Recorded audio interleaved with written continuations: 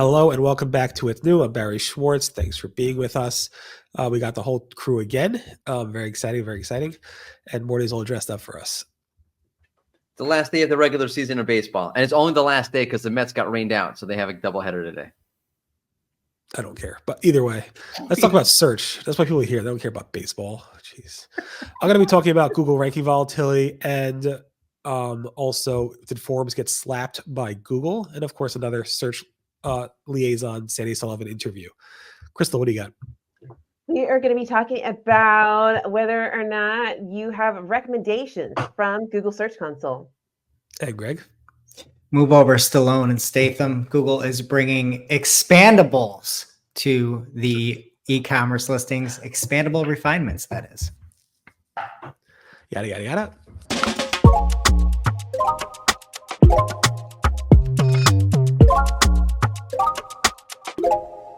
Okay, so let's start with the Forbes news. So a couple weeks ago, I think I don't know, 10 days ago, Lars Lofgren, I don't know if I'm pronouncing his name correctly, wrote a piece about Forbes Marketplace, the parasite SEO company trying to devour its host. And basically how like Forbes selling a portion of its website, kind of like the site reputation abuse policy definition of it. And he really went out, wrote about it in real detail on September 18th. And then Glenn Game noticed on late last week that it looked like Google slapped him with a manual action for site reputation abuse. We're not exactly sure what it was because nobody has access except for Forbes to the Google Search Console manual actions section. But it took a big hit over the weekend.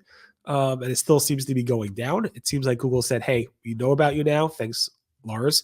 And we're going to go ahead and penalize you. So it seems like a lot of SEOs are pretty excited about this on some level. So I don't know. People are like, oh, finally, Forbes got caught.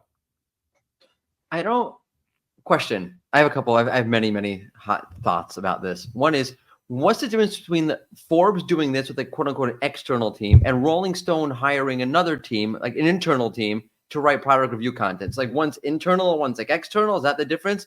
From a content point of view, it's completely the same garbage, right? And then it took an article for Google to realize that like the content on Forbes was crap. So one is the whole site reputation abuse thing is about renting out your site. So if you're renting it out to somebody else to do it, right, but from a content point of view, it's the same thing. I don't make the rules. I just enforce them. No, I don't enforce them either. So I do nothing. I just report on them. And then two is, I don't know if, I mean, it's unusual that it came after Lars's post, but I don't know. It could be just coincidence. Okay, but let's say it didn't. Let's say it's not, but they did hit it with the site reputation abuse update action.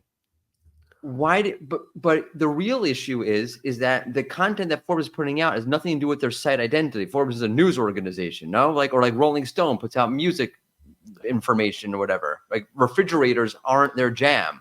So the whole issue is like Google's not able to algorithmically know if you're staying in your lane or not. And then it's asking people to write good content, which means you stay in your lane.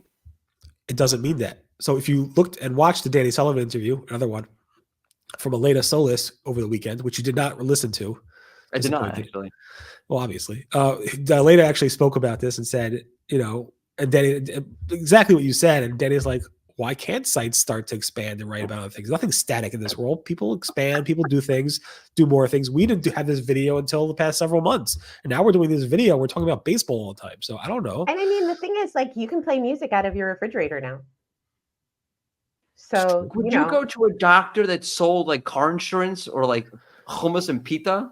I might, because have you seen the prices here for doctors? It's insane. It's insane. They got good deals. Like what? I mean, what yeah, are they saying? Yeah, like 3 strep cultures get a free hummus and pita.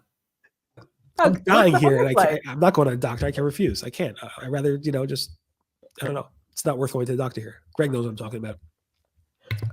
Self-employed. It's too much time. Time and money, and it's a waste of time. Although I'm not going to comment about the UK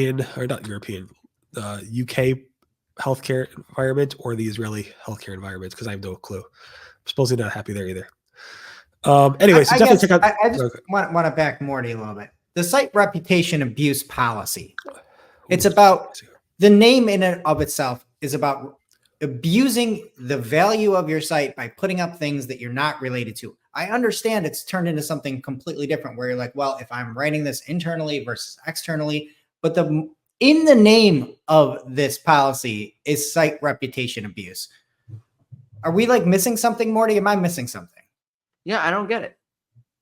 Like, was Like, this it's I not- voluntarily did it by hiring internal writers, or I voluntarily did it by letting the Forbes Advisory Board completely hijack the website? I guess if it's your own website, you can decide what you want to do with it. If you like content wise, you can produce your own content on it. I don't know. I'm not sure. But also, if who you're cares? renting it Wait, out for Danny. the purpose of manipulating the search results for letting somebody else, you But it piggyback off of wasn't. your own Wasn't site. they're writing good? Maybe was it good content? Was the Forbes content They bad think content? it was, but again, Then why didn't they penalize it a long time ago? Well, maybe they have, maybe they haven't. I don't know. It seems like they haven't. I don't. Now they do. So it's Google sometimes slow to act. I don't know. I'm not happy. Google. I'm not satisfied. I demand answers. I'm just saying, Greg has your back on this, so that's all I need to say.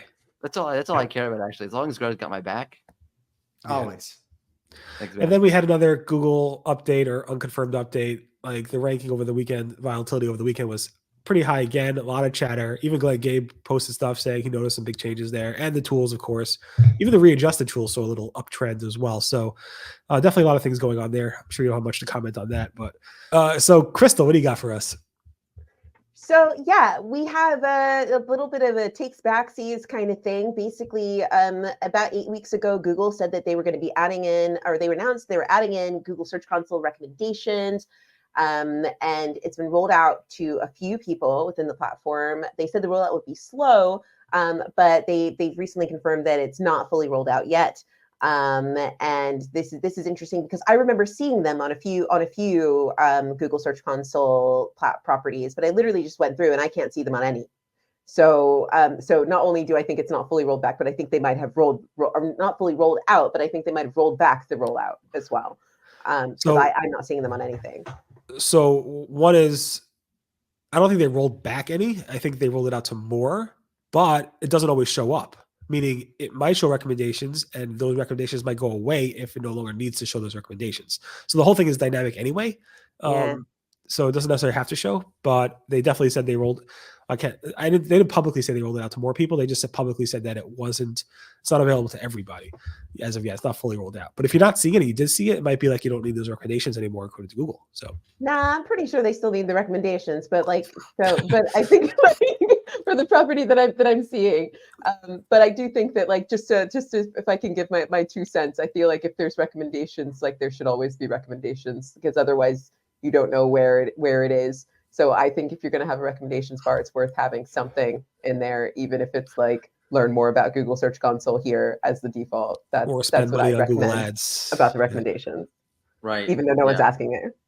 Yeah, Google said that. Well, Google money. specifically said they wouldn't necessarily have recommendations, even if it's enabled. But you're right; they should show, and especially they should show. Spend money with Google Ads because that's the best recommendation they could offer.